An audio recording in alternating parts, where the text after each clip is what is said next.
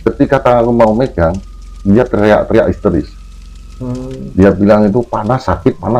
Si cewek tadi duduk, Istrinya. istrinya langsung duduk langsung muntah. Oh, muntah. Nah, itu keluar semacam energi negatifnya keluar, kayak air liur.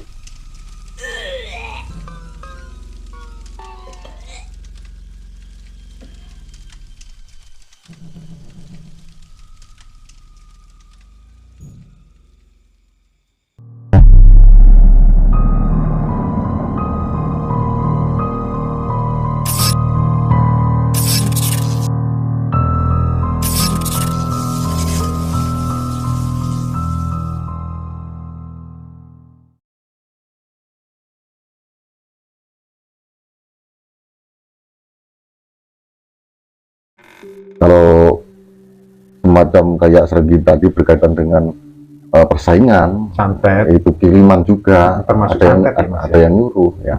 Kalau santet kan macamnya banyak, bisa dalam bentuk kayak setan seperti tadi yang disuruh, ada yang dikirim dalam bentuk benda yang masuk dan macam-macam lah. Kalau yang ini sih beda lagi versinya, tetap konteksnya dalam satu lingkup kayak santet ya. Ini ya maaf nggak bisa sebutin area atau daerah ya. Nggak apa-apa. Anggap saja ini satu tempat gitu aja ya. Ya, ini suatu keluarga, satu rumah tangga, satu keluarga, suami istri. Itu sudah menikah kurang lebih 12 tahun. 12 tahun. 12 tahun menikah dan belum punya anak. Oh, belum dikaruniai. Belum dikaruniai anak. Sudah cek dokter antara si laki sama si perempuan. Kondisinya bagus, sehat semua ya. Sehat. Jadi dokternya sudah menyatakan sehat. Jadi nggak ada kendala untuk mempunyai keturunan. Nah, tapi nyatanya sampai 12 tahun masih juga belum punya keturunan. Sampai ada yang menyarankan coba deh terapi atau alternatif atau bla bla bla bla bla. Dan akhirnya di keluarga itu tadi ngikutin saran-saran dari teman sama tetangganya. Oke lah, ke sana. Tiap kali habis terapi atau ke tempat-tempat alternatif, si perempuan tadi mengalami sakit yang sangat hebat. Oh, ya maaf, di bagian perut agak bawah. Semacam kayak apa itu Mas sakit? Perutnya membengkak atau gimana? Gini, kalau menurut cerita yang disampaikan oleh si A yang sakit tadi, dia mengalami sakit itu perutnya kayak diremes-remes. Oh, jadi kayak diremes-remes. Itu nggak satu tempat, kayak melilit gitu. Kayak melilit, tapi nggak satu tempat. Dia pindah-pindah. Bisa di atas ini, di perut bagian bawah ke atas ini, terus di pusar. Di atas pusar juga. Terus pindah lagi sebelah kanan kiri sampai yang parah itu di ini ulu hati. Itu yang parah. Bahkan pernah terjadi dia koma gara-gara dia kayak ngumpet di ini ulu hati. Jadi tempatnya beda-beda. Terus selain kayak diremas-remas, dia itu pernah bilang kayak ada batu, benda keras, jadi di perut. Tapi dia jalan pindah-pindah, muter-muter terus. Itu hampir tiap kali, hampir baru pulang dari tempat terapi, pasti ngalami seperti itu. Itu yang lakinya, yang suaminya cerita banyak juga kayak itu. Dan yang di titik terakhir sebelum ketemu sama saya, si laki itu udah capek, udah kayak orang gimana ya, orang pasrah. Udah lah semacam foto istri kayak gini, toh nyatanya berobat juga nggak ada hasil, ke tempat ini juga nggak ada hasil, sampai pada akhirnya namanya juga kesana-sana pakai materi juga ya, pakai finansial, otomatis ya di titik krisis lagi lah ketemunya, nggak ada biaya. Sudah menghabiskan cukup banyak biaya ya. Ya. Mungkin. Dan akhirnya lagi-lagi Tuhan mempertemukan lewat temannya. Dia bilang kan ada temennya itu kayak semacam orang indigo. Oh, indigo. Tapi bener indigo atau enggak ngerti. Istilahnya dia peka gitu ya, terhadap makhluk. Jadi gini, masih belum dewasa, masih anak-anak, remaja gitu. Cuman bilang gini, kamu akan kedatangan tamu dari seberang sana. Cuman bilang gitu sama Mas Jenggot. Bukan, itu tetangganya bilang gitu ke keluarga yang itu tadi ngomong sampean akan kedatangan tamu dan kayaknya ini yang akan menjadi jembatan buat sampean untuk penyembuhan. Nah, itu ngomong ke yang suaminya. Oh iya, cowoknya, laki-lakinya ya. Terus pada waktu itu saya ditelepon sama temennya dia, Mas bisa datang nggak? Ada yang perlu? Nggak apa-apa, kita pas longgar kita samperin lah. Kita silaturahmi ke tempat ngobrol bareng-bareng.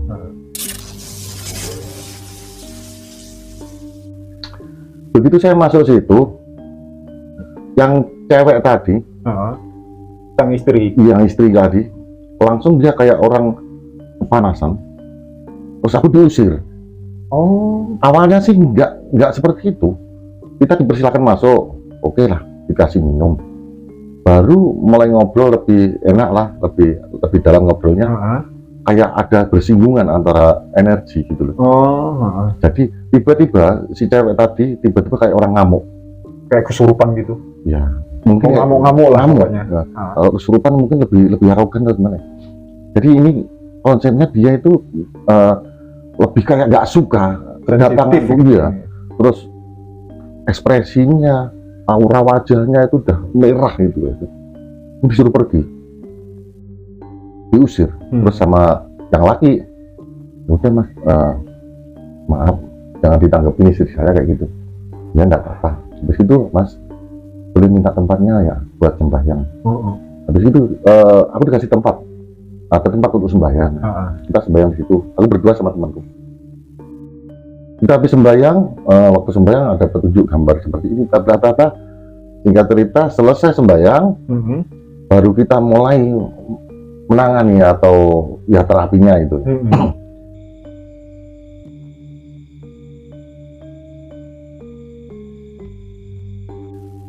Baru aja kita mau mulai terapi, temanku yang ngikut tadi, kesabet dia.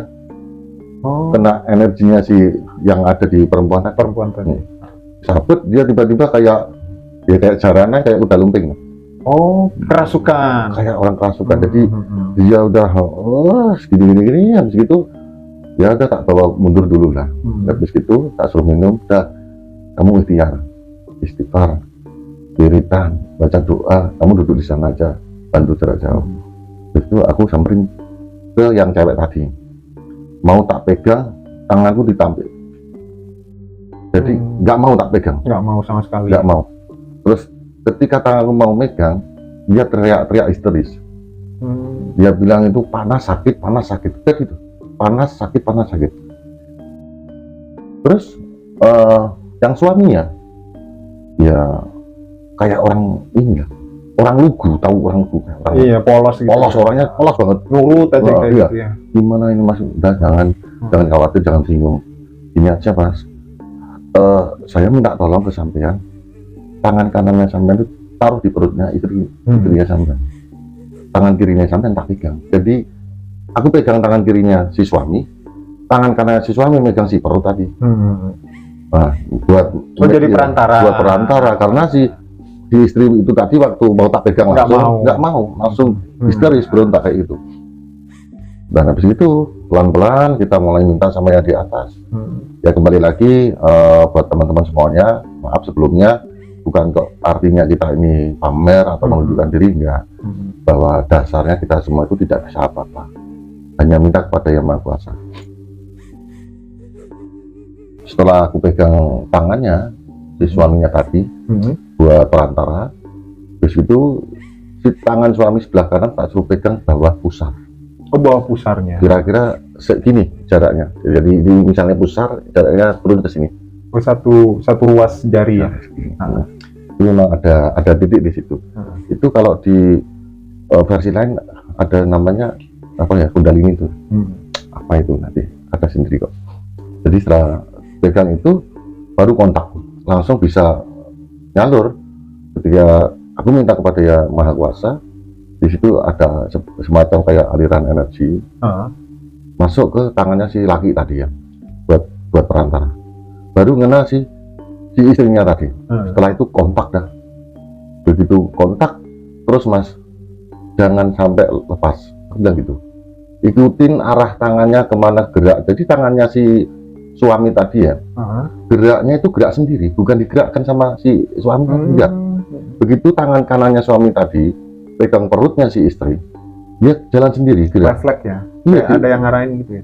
jadi ikuti aja mas, cuman aku kasih omongan ke suaminya, ikuti aja mas, alurnya kemana ikuti, terus sampai tepat di atas pusar satu ruas jadi ini berhenti di situ, udah gak jalan lagi kan. Si cewek tadi duduk, istrinya langsung duduk langsung muntah. Oh, muntah. Ya, dia muntah, nggak, bukan artinya muntah kayak orang naik mobil atau naik bus, mabuk enggak, itu keluar semacam energi negatifnya keluar, kayak air liur.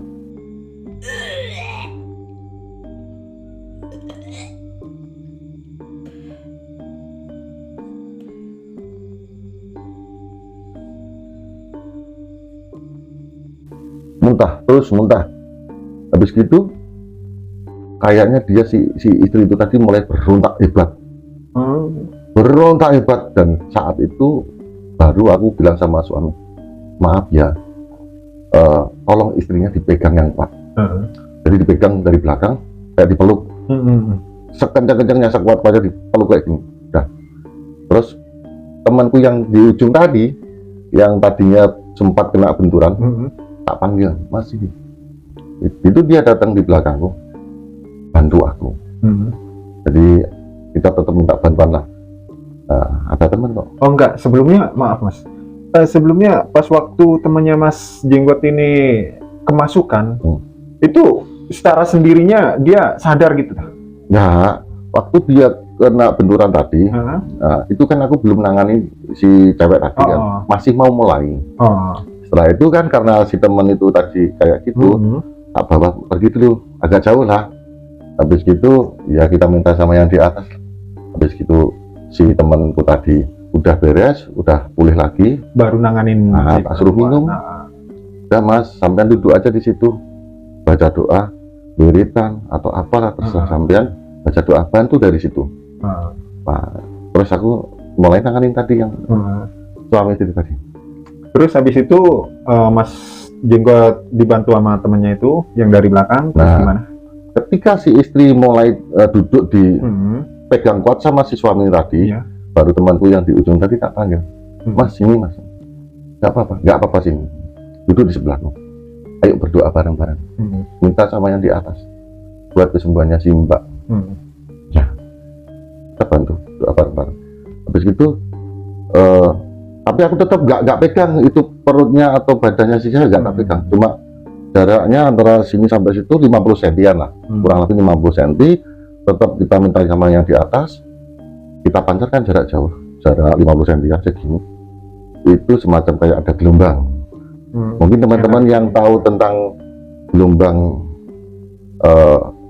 energi, kalau di Naruto ada itu. Oh Naruto, iya, film kartun. Iya, itu memang ada. Itu bisa dipelajari. Ya, kayak gitu ya? Itu nyata. Rasengan, Sharingan itu bisa dipelajari. Itu gelombang energi. Itu di tenaga dalam ada itu. Bahkan ada yang lebih halus lagi.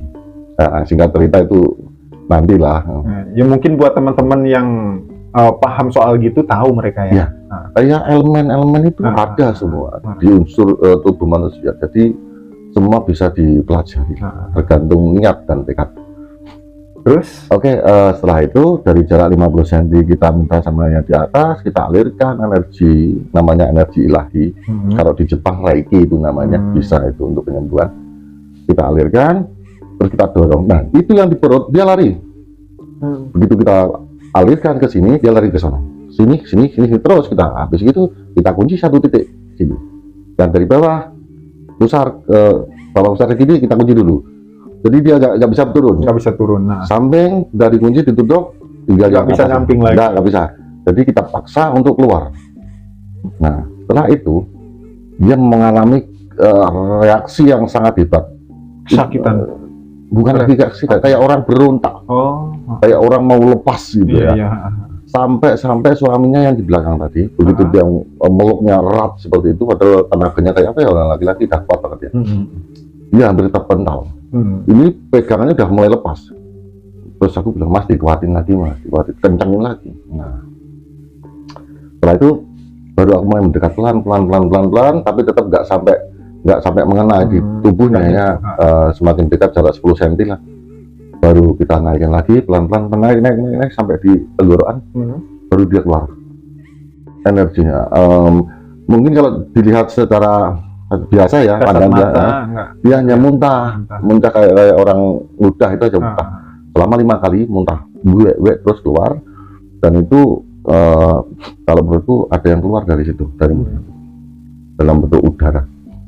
Itu hawa-hawa yang nggak benar, hawa negatif, munculnya negatif.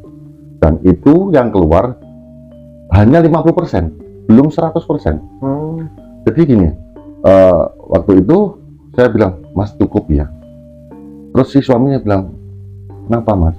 Kok nggak sekalian? Maaf, kita punya kode. Artinya begini, ketika Tuhan sudah memberikan kode untuk berhenti, kita harus berhenti. Setelah itu kita melakukan penelitian, kenapa kita harus berhenti? Ternyata kondisi fisik si pasien itu lemah. Kalau kita posir 100%, fatal akibatnya. Bisa kolaps, terus lebih parah lagi. Nah kan kita nggak mau seperti itu. Memang niatnya kita itu bantu. Oke lah, kita bantu sampai tuntas, semampunya, sebisanya. Tapi bukan kita harus memaksakan diri, enggak. Itu namanya kan egois. Oke, jadi untuk penanganan dalam membantu, kita harus juga mengontrol kondisi. Satu, kondisi kita sendiri. Kedua, kondisi si pasien. Kalau kondisi pasien fit, terus yang masuk itu kadar atau kekuatannya nggak sebegitu kuat, nggak masalah, langsung bisa, artinya gitu. Jadi karena Tuhan sudah memberikan kode untuk berhenti, ya kita berhenti dulu. Ternyata kondisi fisiknya lemah. Habis itu selesai, si mbaknya udah benar-benar lemas, udah habisan tenaga. Terus habis itu aku bilang, Mas, lusa aku datang ke sini lagi. Habis itu ya terus selesai pulang. Selama aku di rumah kita kontak, kita pantau lah dari jarak jauh, kita pantau, minta sama yang di atas untuk ditujukan untuk si A untuk memberikan perlindungan. Jadi selama menunggu tahap kedua, si mbaknya itu tadi ya masih sedikit mengalami kayak sakit. Cuman kadarnya sudah berkurang, nggak seperti yang sebelum-sebelumnya, gitu loh. Jadi konsepnya dari ilmu hitam ini tadi, ini semacam kiriman. Begitu saya di rumah melakukan penelitian sendiri, sebenarnya apa yang terjadi dalam di keluarga ini, kenapa kok sampai dia diserang seperti itu? Pasti ada tanda tanya. Jadi gini, orang kalau benar nggak mungkin, pasti punya kesalahan gitu loh konsepnya ya. Gitu. Jadi setelah melakukan penelitian di rumah, ternyata ini ada sedikit aib. Ya bukan aib yang begitu parah, enggak. Sebenarnya ini kesalahannya si mbak ini pernah punya janji. Ya, jadi punya kesalahan. Jadi keluarga ini kayak sang istri ya Mas ya, itu punya janji. Nah pertanyaannya, ini janji apa Mas ya? Ya, kalau kita ulas ke belakang, kenapa kok sampai terjadi hal seperti itu? Ternyata si perempuan itu dulu pernah punya janji untuk menikah dengan si A. Anggap saja seperti itu. Jadi sebelum menikah sama si suaminya ini, si mbaknya itu pernah punya janji sama seseorang untuk hidup bareng, artinya gitu loh. Jadi yang si cowok yang diajak janjian itu tadi, itu benar-benar menunggu. Oh, jadi di PHP? Ya, anggap saja di PHP gitulah bahasanya. Jadi karena merasa dihianati, terus si cowok itu tahu kalau si cewek menikah dengan si A, si B, si ini tadi suaminya tadi. Sakit hati nggak? Kira-kira cowok? Sakit lah. Nah, gitu kan. Karena sakitnya benar-benar, jadi katakan orang sudah cinta, sudah menunggu bertahun-tahun, kan sih sudah berharap. Jadi mungkin dia ambil jalur alternatif untuk pelampiasan sakit hatinya. Entahlah itu dia minta tolong ke siapa, kita nggak tahu. Yang pasti kejadiannya seperti itu. Oh, jadi itu ya. Iya, ya. Kok bisa sampai si mbaknya ini kena gangguan-gangguan kayak gitu, Iya, disakiti. munculnya seperti itu. Jadi ketika di rumah sambil menunggu hari kedua untuk terapi selanjutan, di rumah melakukan penelitian, ketemu jawabannya ternyata si mbak pernah punya janji. Artinya dia ingkar janji lah. Terus selama 12 tahun kenapa nggak punya anak? Ternyata begini ceritanya. Begitu si cewek tadi sempat ngalamin telat apa dia dikatakan sudah hamil muda, 3 bulan kan sudah dikatakan hamil. Itu sudah terjadi, itu sering 3 bulan hancur. Pokok tiap kali sudah mulai terlambat datang bulan, nggak sampai 5 bulan hancur. Karena apa? Di dalam kandungannya itu ada energi negatif. Itu yang dari seseorang tadi. Dari ya, laki-laki yang di PHP itu tadi ya. Ya.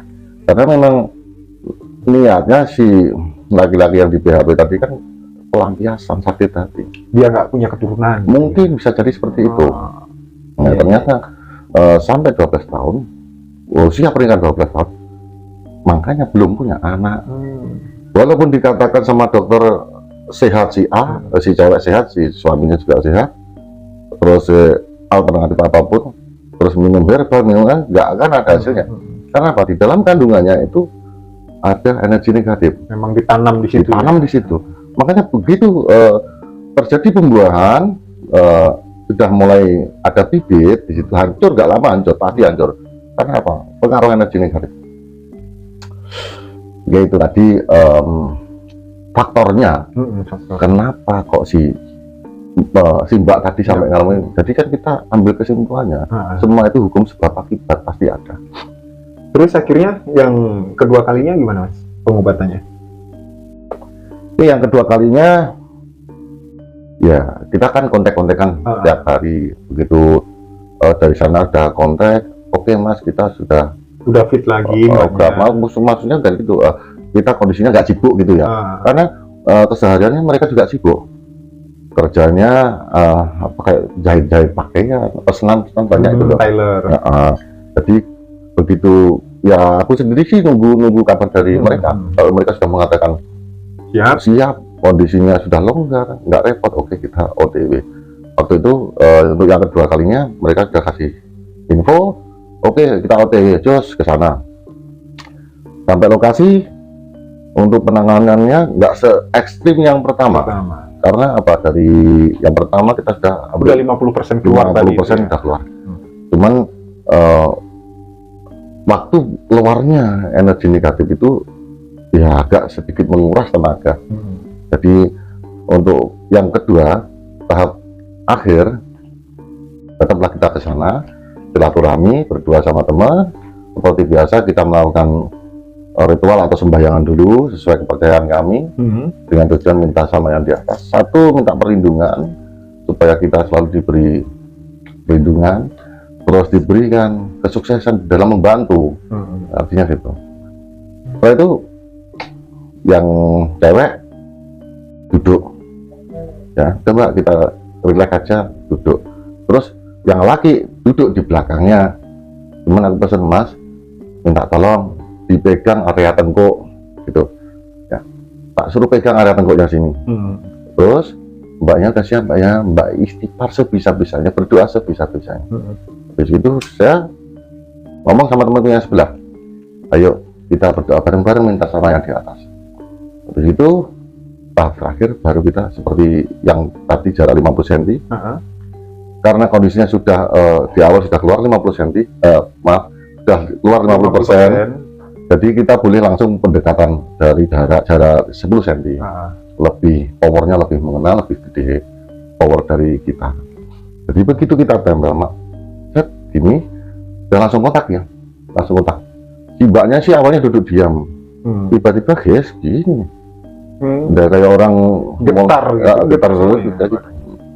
Terus mulai histeris lagi. Cuman histerisnya nggak seperti yang pertama.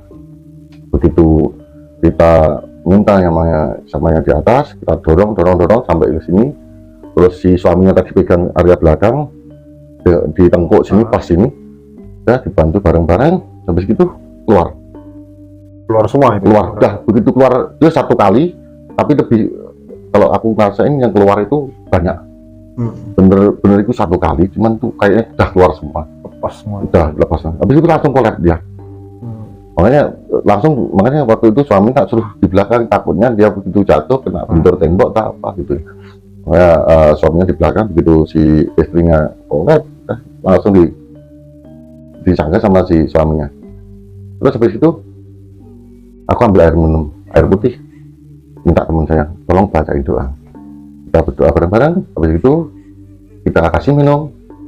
Si mbaknya tadi sudah bisa duduk, boleh siuman lagi, dan mbaknya bilang sudah merasakan enak, enteng, udah nggak ada rasa sakit, karena selama 12 tahun dia merasakan kayak berat di perut area perut, rasanya kayak berat banget.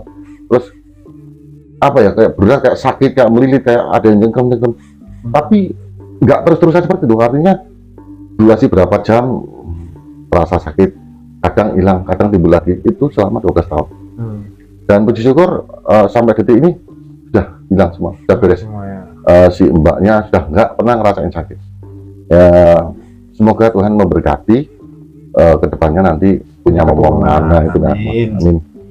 Jadi pas waktu keluar itu, Mas, itu nggak ada wujud sosok apa yang hinggap di tubuhnya si mbak ini tadi pas keluar itu? Kalau cuman berbentuk energi aja atau ada sosok-sosok apa yang kalau menurut dikirim? Pandanganku, kalau pandanganku yang keluar itu dalam bentuk energi. Oh, bukan tapi sosok. Kalau sosok wujud di lingkup rumah. Oh, di lingkup rumah. Di lingkup rumah. Di depan rumah, di area pintu itu ada. Mungkin kalau memang itu dikirim atau memang udah bersemayam di situ sebelumnya atau gimana? Kayaknya memang ada di situ. Oh, udah memang bersemayam di situ ya. Bukan kiriman. Bukan. Oh. Jadi kalau yang kiriman itu tadi yang dalam bentuk energi aja. Dalam bentuk energi, karena negatif ya. Sebenarnya awalnya sih semua itu kalau menurut saya ya dalam bentuk energi. Nah, energi itu nanti akan berbentuk. Ya sesuai dari energi itu tadi. Kalau energi itu unsurnya dari api, dia bisa berbentuk ya semacam bentuk api lah, bisa berbentuk banaspati lah. Ya, jadi tergantung dari unsurnya energi itu tadi. Jadi nggak bisa kita langsung bentuknya seperti ini. Nah, belum tentu. Terkadang itu pun berubah-ubah. Misalkan sampean lihat ini bola api ya, bisa jadi dalam waktu 5 detik dia akan berubah, gitu loh. Jadi tergantung.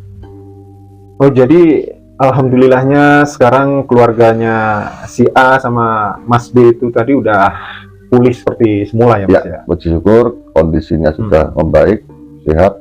Ya, kita doakanlah semoga mereka berdua cepat dapat momongan dan keluarganya bisa bahagia.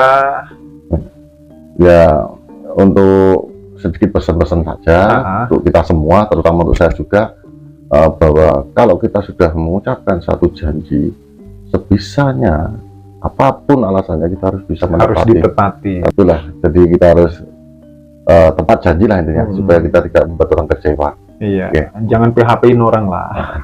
Ya, semoga kita selalu dalam lindungan Tuhan di mana. Amin, ya Allah, amin.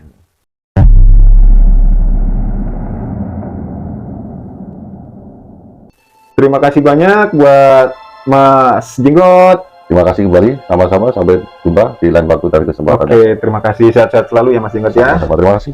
Jadi itulah tadi cerita dan pengalaman dari Mas Jenggot. Semoga kalian bisa terhibur dan bisa menemani istirahat malam kalian. Jika banyak kekurangan dalam videonya, aku minta maaf ya. Tulis kritik dan saran kalian di kolom komentar, agar di video kedepannya bisa jauh lebih baik lagi dan channel ini makin berkembang. Like jika kalian suka dengan videonya, tekan tombol subscribe buat kalian yang belum subscribe ya. Selamat malam, selamat beristirahat, sampai ketemu di video selanjutnya. Terima kasih. Oke, terima kasih banyak Mas. Sama-sama, sampai jumpa di lain waktu dan kesempatan yang sama.